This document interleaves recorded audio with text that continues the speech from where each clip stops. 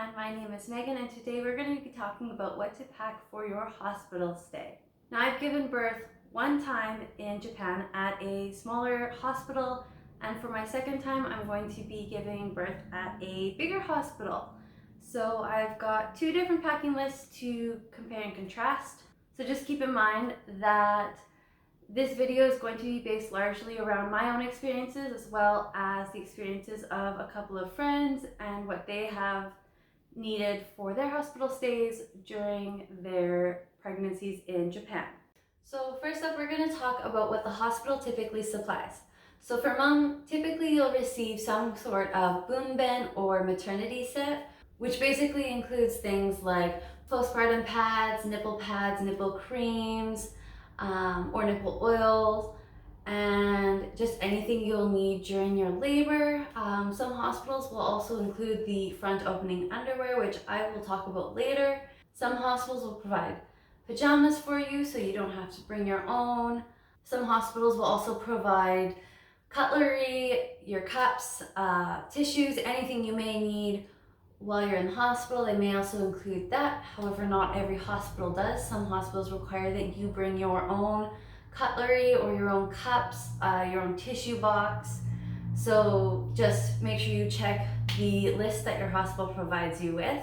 So typically for baby, everything is included. Diapers, wipes, sterilization kit for the belly button, sterilization kit for bottles. Most hospitals will provide one bottle for the baby. And they'll provide a can of formula, and they'll have a little station set up for making bottles. So baby is very, very well taken care of, and there'll be everything there that baby needs. All their clothes are taken care of, blankets. So baby is usually a-okay. It's just mom we have to worry about. And all you really need to worry about for baby is just their go-home outfit. So let's talk about what mom needs to pack. We're going to begin with some common items that almost every hospital will ask you to bring. As these items are very personal items, it's just easier that you bring them. So first on the list is breastfeeding bras. My hospital recommends about 2 to 3, but I have packed about 5 of them. You may want to bring more depending on if you're having a C-section or not, as your time in the hospital will be longer. And breastfeeding, especially for the first time, can be very, very messy.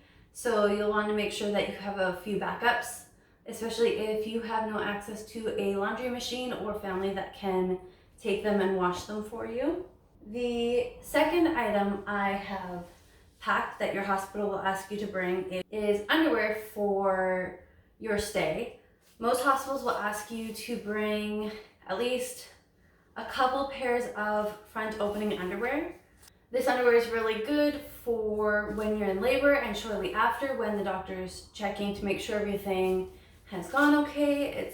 They're really convenient because you just open the Velcro here and they can check you and you don't have to get up all the time and take your underwear off. So these are really, really nice.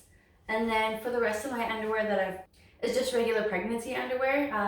I find that it fits a lot better. It holds the postpartum pads in place a little bit better, and it's nice because it goes over your tummy. So if you have a C-section or just your stomach is just feeling very, very sensitive or gooey or uncomfortable, there's nothing that's cutting into your belly. So I really recommend taking your pregnancy underwear. They also have these underwear for when you have your period that you can take, which have a plastic at the back so that it doesn't absorb the blood as much, but it also helps prevent leaks. So you can also buy those, but a lot of pregnancy underwear actually already has those, especially the front opening ones. Next up on our list for mom is front opening pajamas. So my first hospital, I had to bring my own pajamas, and most of my pajamas consisted of just a tank top and a baggy shirt over top. I had a few sweaters that I would use instead of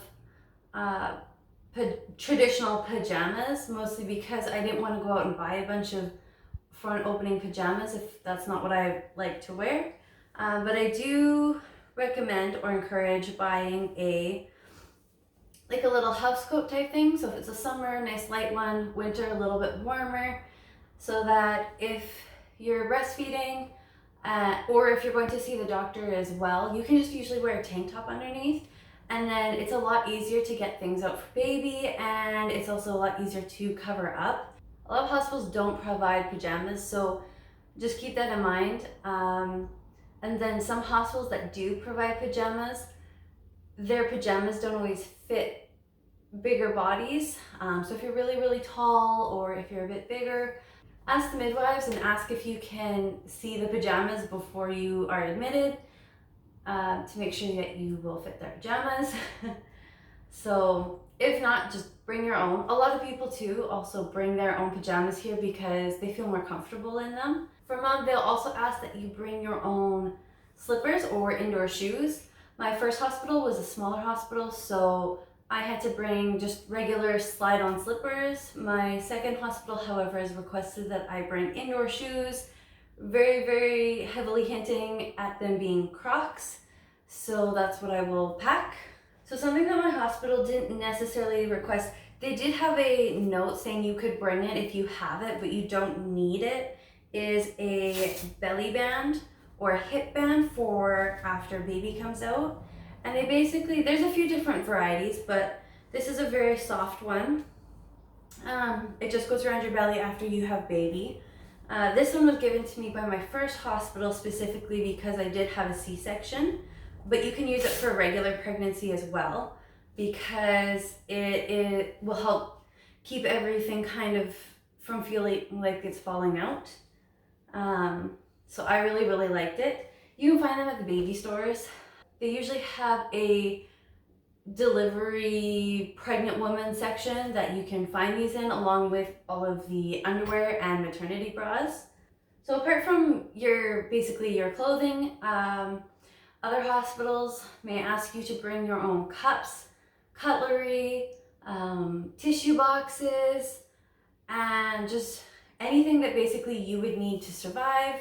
Some other things that I recommend that you bring are some headphones. In Japan especially, the walls are paper thin everywhere you go, including the hospital. So if you're up in the middle of the night feeding baby or trying to watch something during the day and it's very noisy in the hallway, it's nice to have your own headphones. You can listen to stuff on your phone. Most hospitals nowadays have free Wi-Fi. A lot of hospitals have TVs in the room. However, usually it's Japanese only and you have to buy a TV card. So it's really up to you. You can take your laptop or your tablet, anything to watch something on or listen to music. So you'll also need to pack a go-home outfit for yourself, and I just recommend something that's comfortable, loose-fitting, nothing that's too fancy or difficult to get into. You're going to be going home with all of your luggage, your baby's luggage, and depending on how far your hospital is, you may have to breastfeed on your way, so just keep that in mind. So last thing I'll mention that I recommend bringing is some snacks and maybe some bottled water, bottled juice. My first hospital, I wasn't actually allowed to eat before delivery because I was being induced, but some hospitals will allow you to snack and eat before or while you're in labor. Also after labor, depending on your hospital, you may not get food until the morning. And if you've had a C-section, some of the food is literally just water with a couple grains of rice in it. And if you're hungrier or you need something sweet or you just need something more, you have to bring it in yourself. During your hospital stay, you're not supposed to leave the hospital, so it's nice to have those comfort items while you're in the hospital. Also, a lot of hospitals, they don't make special meals per se, so if you're a picky eater, so for example, I don't like fish or big mushrooms or stuff like that, and a lot of the hospitals, that's what they prepare. My celebratory meal at my first hospital was literally fish, seafood, and giant mushrooms, so I couldn't ask for anything else, so it was nice to have my stack of snacks. So yeah, so definitely pack some snacks, even if it's like on the way to the hospital, if you have time to go grab some snacks, like I encourage it. Some extra things your hospital may ask you to bring are a flashlight and a notebook and a pen. Notebook and a pen are going to be very important because you're going to be recording a lot of things such as babies' feeding times, their sleeping schedules, their temperature, their poop colors, just kind of everything. You're going to have to write it down. I recommend taking a few extra pens in case a pen dies. You may also want to consider bringing a breast pump if you're planning on breastfeeding. Every birth is different and you never know what might happen. Baby might need to spend a few days in the NICU or may have to be monitored a bit closer, so you may not be able to start breastfeeding right away. So if you have your own breast pump, whether it's manual or electric, you can start pumping for baby and start building up your supply so that when baby comes to you, you are ready to go. So some hospitals will provide toiletries for you and others won't. I really like doing travel size items. I just have a bunch of small bottles that I've collected of shampoos, conditioners, lotions, body wash. I've also received a bunch from my family members, and so those are really good to have. Even if your hospital provides them, they might provide only like bottles smaller than this. My first hospital, the shampoo bottle was probably half the size of this, and it was expected to last me 9 days. It did not. So I definitely recommend asking your hospital about the sizing of your bottles and if they provide them or if you need to bring your own. So shampoo, conditioner, I recommend body lotion, face cleanser, face lotion, just any toiletries that you might need. Some hospitals provide toothbrush for you, toothbrush and toothpaste.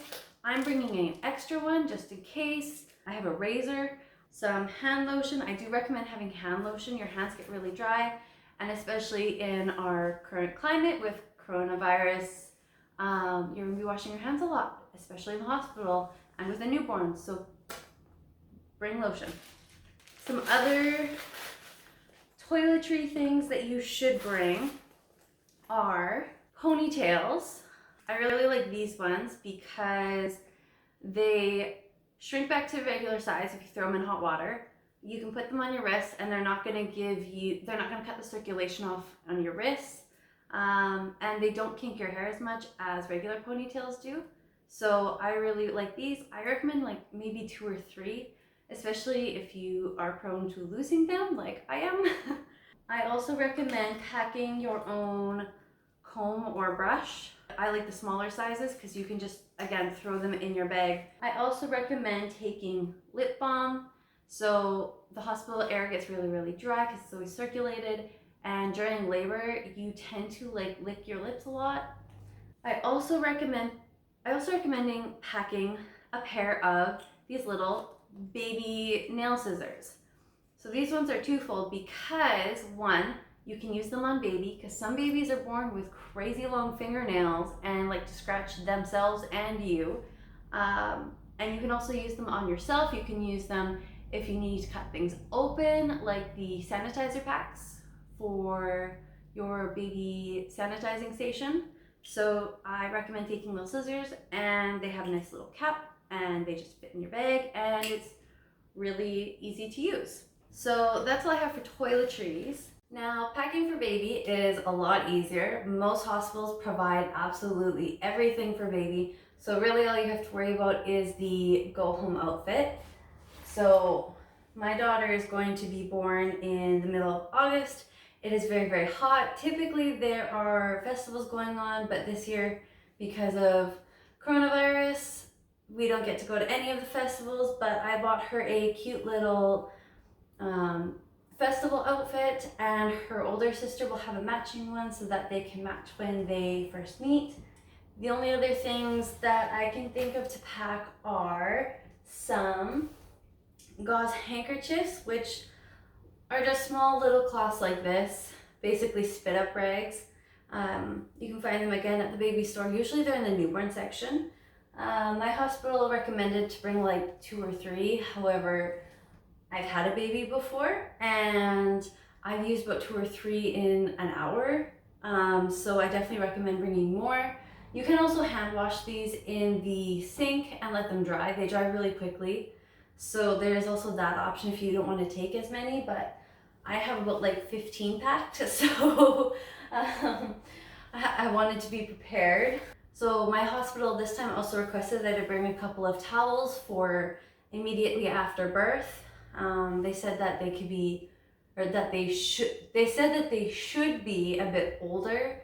And so I just have a couple of towels that I've washed that are softer and just threw them in my bag.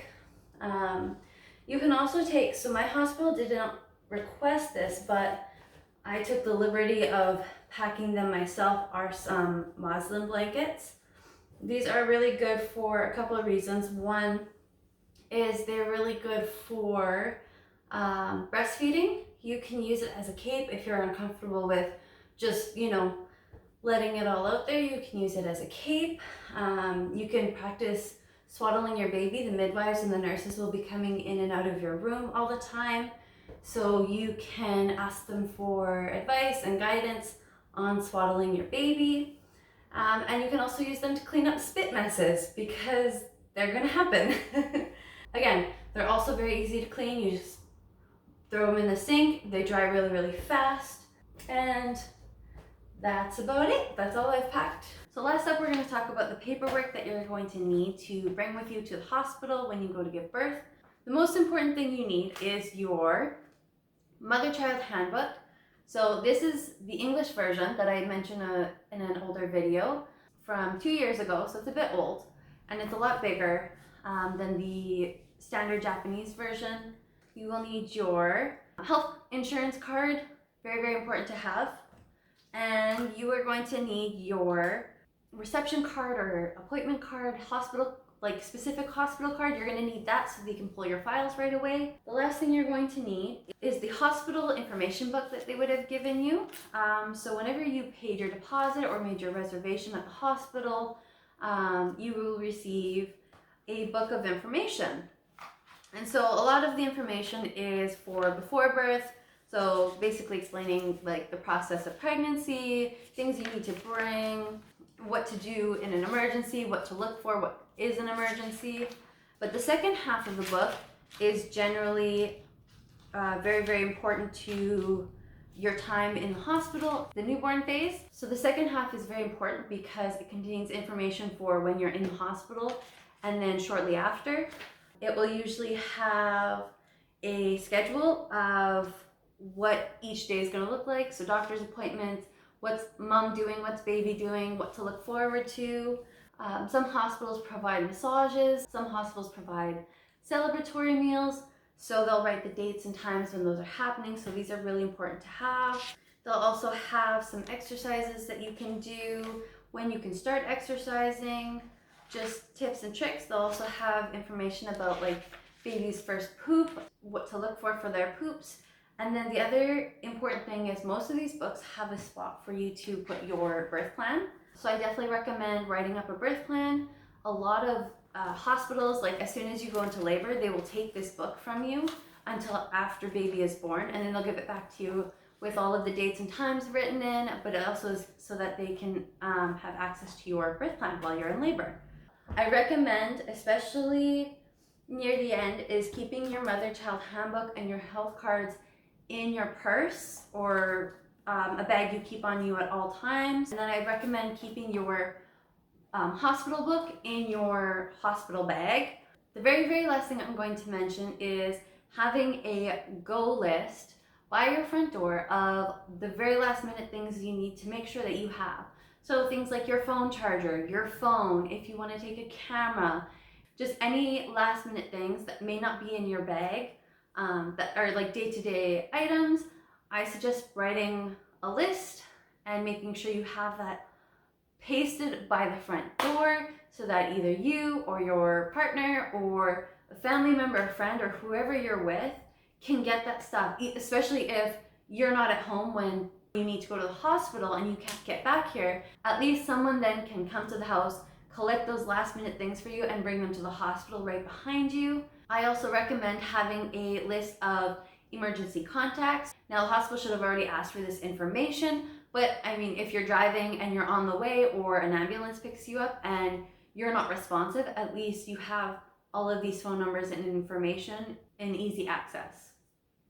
So that is all I have for you today. I hope this helps at least a little bit for your packing, and good luck. Enjoy the rest of your pregnancy.